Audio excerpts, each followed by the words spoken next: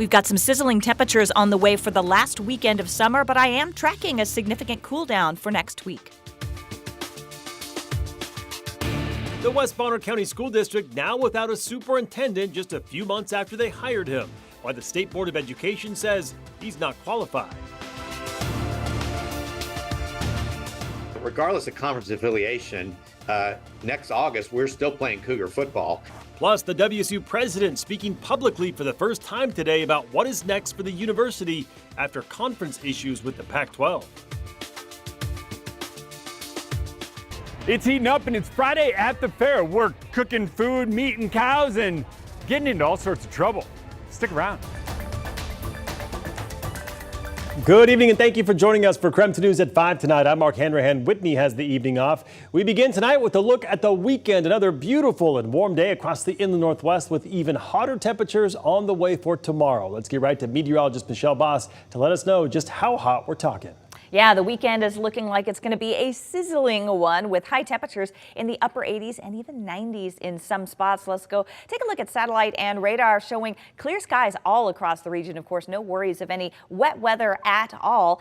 We do have a fire weather watch, though, that will be in effect for Sunday afternoon and evening. The reason why not only is going to be hot and dry for the weekend, on Sunday we're going to add some wind into the mix, so wind gusts 20 to 30 miles per hour. Very low relative humidity means that any existing fires have the chance of spreading, and any new fires could spread rapidly under those conditions. All right, temperature-wise, it's a pretty warm day today. 84 in Spokane right now, lower 80s in Deer Park and Coeur d'Alene, 81 in Sandpoint, and wow, upper 80s for Omak and Othello. It did make it to 90 in Lewiston this afternoon. Short-term forecast keeps it clear this evening and clear overnight, but with the dry conditions, temperatures do cool off pretty rapidly after sunset. So even though it's pretty hot this afternoon, you may still need a light jacket by later this evening. For tomorrow, we'll heat up quickly as well. Sunshine on Saturday, 88, and a few more clouds on the way for Sunday, breezy with highs in the lower 80s. All right, sounds good, Michelle. Thank you very much. In other news, Washington State University President Kirk Schultz discussed what's next for the school's athletic programs after the collapse of the Pac-12 and what conferences the school is now considering for its future home. KREM 2's Nathan Hyun joining us in the newsroom tonight. He tells us what came out of that conversation and the impact on WSU athletics. Nathan? Well, Washington State University President Kirk Schultz spoke with the university's Board of Regents on the Pac-12 breakup today. He touched on what's next for the university's athletics and how this has impacted the school so far. We want to be in a conference in a place where we can win conference championships. It's been just more than 2 weeks since Cal and Stanford announced plans to leave the Pac-12 conference, leaving only Oregon State and Washington State University. President Kirk Schultz says he's already seen a difference. We're hearing from a lot of different voices and groups, and right now there is a lot of concern about just impact. The president says they still have 3 options they're pursuing, which won't be surprising to fans and alumni. One would be to join the Mountain West Conference, another would be to join the American Athletic Conference, and a final option to rebuild the Pac-12. Schultz says before any decision is made, they need to consider all the options. We want to evaluate what's going to be best for WSU, what's going to be best for our student athletes, what's going to be a good academic and athletic fit. The president says he knows people are disappointed at the last couple of months. But even though most of the teams have left the conference, he wants to remind everyone they'll still have games. Regardless of conference affiliation, next August, we're still playing Cougar football. Schultz says people might feel a sense of loss matching up with their top-tier football schools. But through some adjustment, the same atmosphere and tradition will stay the same. I appreciate our student athletes. They want to excel in the classroom. They want to excel in the field. They want to win championships. That's still going to be there. And earlier this week, a Whitman County judge ruled that departing Pac-12 members cannot meet to discuss the future of the conference. Oregon State and Washington State University want full control over Pac-12 decision-making as the only schools committed beyond this school year.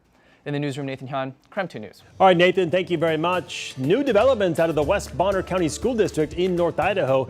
Idaho State Board of Education says the new superintendent there cannot legally be in that position, at least not anytime soon. That decision coming less than 3 months after Brandon Durst's controversial hire. KREM 2's Shannon Mowdy joining us in the studio to break down how we got here. Shannon? Well, the State Board of Ed had warned West Bonner's school district it would be out of compliance if Durst were allowed to stay superintendent without an emergency certificate. So he applied for one. Now the board says it's learned it's not even authorized to consider that application.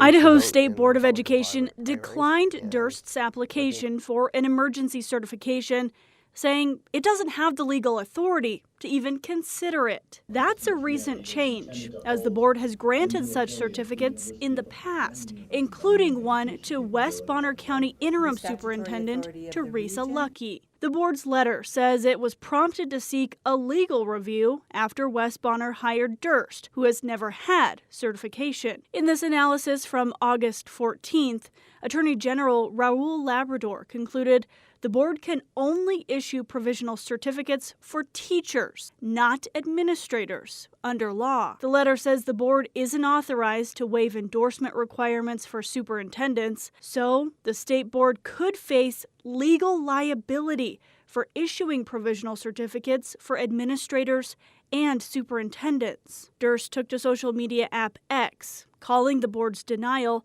a discriminatory act by a board run by those with a political axe to grind. He says they'll be held accountable, but KREM 2 News was unable to reach him to ask what he plans to do next. While we don't know what the next steps are for the district, our emails to 3 remaining board members also went unanswered.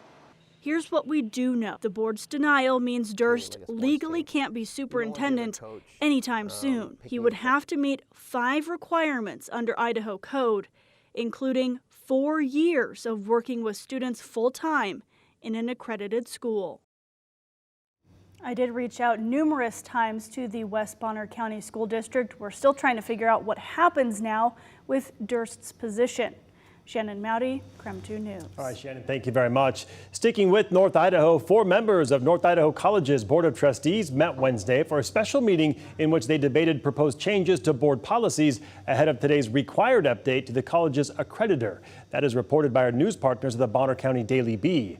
The trustees have worked with NIC President Nick Swain to update and develop policies for presidential evaluation, retention of records, ethics, and new trustee onboarding. These policies were done at the recommendation of NIC's accreditor, the Northwest Commission on Colleges and Universities. It comes more than a week after NIC made an appeal to the Idaho Supreme Court to try to overturn a Kootenai County judge's decision to reinstate the college's president. It is unclear when the decision to file that appeal was made. Well, tonight, at least 2 school districts in our area are investigating after a vague threat was posted on social media. And we do want to let you know that it is our policy at KREM 2 to make sure that we vet threats of any kind until we know more information about the situation. Today, we have learned Spokane Public Schools and the Meade School District say they are working with law enforcement, but the threat does not appear to be credible. The same threat has been reported by dozens of school districts all across the country today. Spokane police said they had extra patrols around schools this morning, but all schools opened as usual. All right, still ahead on KREM 2 News at 5 tonight. President Joe Biden says he is sending administration officials to Detroit amid a historic strike of auto workers. Next, why he says auto companies should go further in their negotiations. And at 5:15, we are checking in with our chief meteorologist, Jeremy Goo, at the Spokane County Fair and what he is doing out there. We're back after a quick break.